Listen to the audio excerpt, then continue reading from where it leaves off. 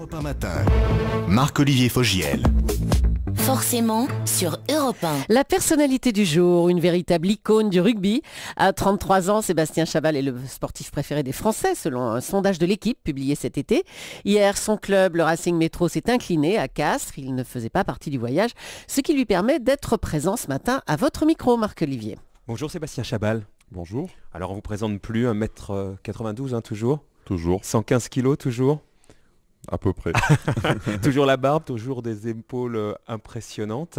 Et maintenant vous êtes donc au Racing Paris. Hier le club se déplaçait à Castres. Vous n'étiez pas sur le terrain, repos ou blessure d'abord? Repos, un peu une petite douleur à une côte. Ouais. Et vu qu'on a eu 3 matchs en une semaine, c'était compliqué. C'est compliqué pour nous, joueurs de rugby, d'enchaîner 3 matchs en 8 jours. Donc voilà, l'entraîneur a fait tourner il a l'effectif. été cool quoi. Ça va. Vous, quand vous regardez tout ça, vous trouvez que finalement on ne fait pas assez attention aux joueurs? Ouais, je le crie depuis déjà pas mal de temps. Il y a beaucoup de monde aussi qui va dans ce sens, mais c'est compliqué à régler les problèmes de calendrier. C'est vrai qu'aujourd'hui les calendriers sont plus faits pour la télé que pour les joueurs. Donc on n'est pas des surhommes. Quand on est réellement blessé, on est obligé de s'arrêter. On peut plus jouer, mais en règle générale, on a toujours un petit pied de travers, je dirais. C'est quoi votre vie aujourd'hui, Sébastien? Beaucoup le rugby. Ouais. Et le reste du temps, j'en profite pour rester chez moi, auprès de ma famille. Je suis quelqu'un qui est assez casanier. Donc voilà, j'aime bien rentrer dans mon petit monde et on se replie sur nous. On pourrait croire qu'on est un peu sauvage, mais c'est notre mode de vie. Votre mode de vie, c'est un peu sauvage. Vous êtes père de famille, par exemple, vous avez amené les enfants à l'école jeudi dernier? Non, c'est ma femme parce que j'étais à l'entraînement. Donc Et c'est ma femme qui a amené la petite à l'école. vous êtes en décalage avec le milieu modeste d'où vous venez. La star, est-ce que tout le monde a pris l'ascenseur social avec vous, par exemple? Non, parce que je suis le même qu'avant. C'est sûr que financièrement, les fins de mois sont beaucoup plus faciles pour moi, mais mon niveau de vie et mon train de vie est resté exactement le même. La seule réelle folie que j'ai faite, c'est m'offrir une belle maison dans la Drôme. C'est où comme je suis originaire. Là, par exemple, on est en plein débat sur les retraites avec demain des manifestations dans la rue pour la pénibilité du travail, sur l'allongement de l'âge de la retraite. Ça, par exemple, c'est des sujets de société. Vous qui connaissez la difficulté des fins de mois, vous l'avez connu précédemment, c'est des sujets qui vous mobilisent encore aujourd'hui? Oui, bien sûr.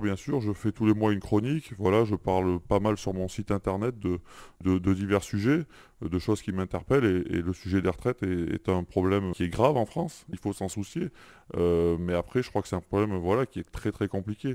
Je n'ai pas de solution miracle. Je crois que personne n'a de solution miracle. Vous comprenez la colère autour du gouvernement et qu'à un moment donné, c'est l'espèce de fronde sociale contre l'allongement de l'âge de départ à la retraite? Oui, bien sûr que je comprends. On essaye de protéger ses acquis.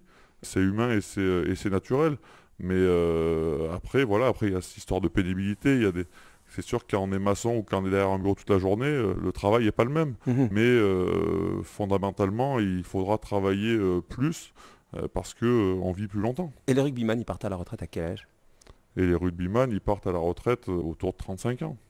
Donc bientôt pour vous? Oui, mais nous, c'est pas une retraite parce que nous, on n'a pas des salaires qui nous permettent de nous arrêter après le rugby. Donc il faut trouver une reconversion. Parce que le jour où ça s'arrête, vous n'êtes plus grand-chose. Il y a moins de monde qui vous connaît, moins de monde qui vous reconnaît.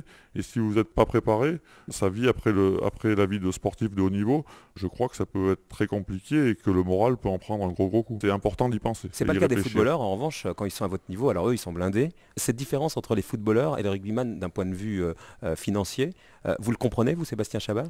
Le foot est un sport planétaire. Donc voilà, à partir de là, on connaît les enjeux financiers et ce qui en découle. Donc oui, je le comprends. Et en même temps, les dangers, on les a vus à la Coupe du Monde. Quand vous voyez des joueurs qui refusent de s'entraîner, ça évoque quoi un sportif comme vous? C'est choquant, troublant. Je n'y étais pas, la vérité, je la connais pas et je pense que personne ne la connaît. On l'imagine, on entend des choses, mais on n'y était pas. Donc voilà, je suis surpris, choqué, interloqué. Mais je ne veux pas trop me prononcer dessus. Mais quand vous voyez par exemple qu'on a besoin d'envoyer Zinedine Zidane pour leur expliquer ce que c'est que l'amour du maillot, ça vous évoque quoi? L'amour du maillot pour vous, c'est inné? Dans le rugby, le maillot a une vraie valeur, mais je crois que l'action, le fait d'envoyer que Laurent Blanc appelle l'ancienne garde de 98, c'est plus un effet de com pour que le public revienne au stade et pour rendre l'image de l'équipe de France actuelle un peu plus belle, quoi. Est-ce que vous voyez vous engager politiquement comme David Douillet, qui lui a été un sportif préféré des Français comme vous aujourd'hui, s'est engagé aujourd'hui à l'UMP? Est-ce que c'est quelque chose qui pourrait être pour vous une façon de vous engager dans la société finalement? Non, non, non et non. Ma réponse est claire. est claire et nette. J'aime pas trop ce monde de la politique parce que c'est un monde qui me paraît assez faux. Je pense que ça passerait pas. Je suis assez, même très direct. Je dis ce que je pense. Et je pense qu'en politique, il faut savoir Dissimuler. voilà, Et faire tout le contraire de ce que je suis. Donc je pourrais jamais l'être. Et sur un plan sportif, pour le rugby, pour terminer, ce qui a fait exploser votre notoriété, c'est la Coupe du Monde. La prochaine, donc en Nouvelle-Zélande, en 2011, vous êtes sûr d'y aller? Non, on n'est jamais sûr de rien avec l'équipe de France. J'aime cette phrase de Bernard Laporte qui disait que l'équipe de France n'appartenait à personne. Ça s'est vérifié. Je l'ai vérifié déjà quelques fois depuis... Ouais, parce que vous n'êtes pas titularisé à chaque fois. Non, depuis 10 ans que j'évolue en équipe de France, j'ai pu en faire les frais. J'ai pu en faire les frais de temps en temps. Donc voilà, j'espère bien être du voyage en Nouvelle-Zélande au mois de septembre. Mais comment vous expliquez justement cette espèce de notoriété, engouement sportif préféré des Français, et pas celui finalement qui a le meilleur palmarès, puisqu'il y a des rugbyman qui sont titulaires et pas vous. Vous le vivez comment ce décalage? Je comprends toujours pas tout à fait pourquoi c'est tombé sur moi et comment ça a pu arriver, mais je fais avec et j'essaye de faire au mieux. Voilà la façon dont je joue, j'ai un jeu qui est peut-être un peu atypique. Voilà, je préfère la ligne droite que le contournement. Ouais. J'ai été un peu, c'est vrai, dépassé quand ça m'est tout tombé dessus en 2007, juste au sortir de la Coupe du Monde. J'étais perdu, je savais pas ce qui m'arrivait et j'ai repris les choses en main pour que ce que je fasse me ressemble. Pour ça, on est obligé de changer d'entourage, par exemple, de se professionnaliser en changeant les gens qui étaient là au départ. Ça, vous avez changé les gens qui étaient là Il n'y avait pas grand monde. J'avais pris quelqu'un que j'ai changé. Et voilà, il faut prendre des gens qui sont à la hauteur de vos attentes et capables de gérer toutes ces situations. Allez, combien de matchs il vous reste là avec le Racing Paris? Ça démarre la saison? Là, on n'a fait que 5 matchs, donc il en reste 21 en championnat, 6 en Coupe d'Europe, plus les phases finales, espérons-le. Plus, croisons les doigts, une dizaine en équipe de France, une petite quarantaine de matchs. Ça laisse pas beaucoup de place pour la famille, tout ça, vous qui aimez bien rentrer à la maison, Sébastien? Si, parce que nous, on a des journées quand même qui sont intenses, mais pas très très longues. Voilà, on commence le matin vers 8h et à 14-15h, on a fini. Donc ça permet d'aller chercher les enfants à l'école et d'aller se promener ensemble et de passer du temps ensemble. Merci beaucoup, Merci Sébastien. beaucoup. On vous souhaite donc de bien réussir les 40 matchs qui arrivent et de ne pas trop abîmer ce corps, donc 1m92, 115 kg. Ouais, on va essayer. Merci à vous. Merci beaucoup. Allez, bonne journée. Merci beaucoup.